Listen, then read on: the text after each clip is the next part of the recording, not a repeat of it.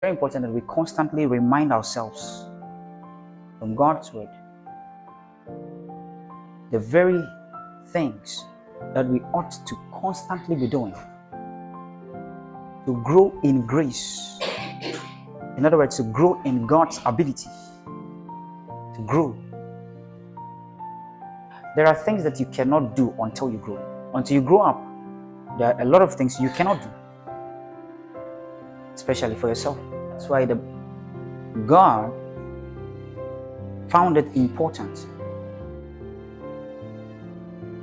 to tell us to cry out for spiritual nourishment, that we may grow. Because if we do not grow, we cannot take responsibility, full responsibilities for our lives. And you're going to have all these things happening to you, and you are unable to control the happenings in your life. But you don't want to end up like the carnal man. You don't want your life to be like someone who does not know God. You don't want your life to become miserable and frustrating.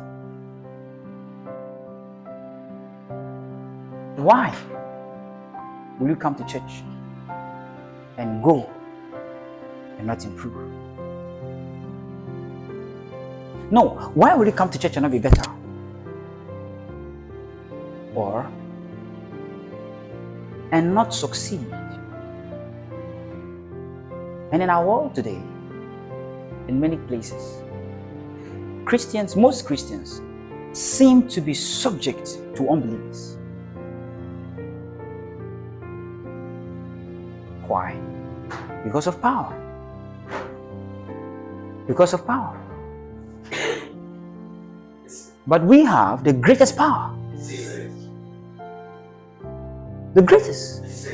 But what the Lord said, what God said is, for lack of knowledge, my people are enslaved to poverty, to sicknesses, to defeat, to failures.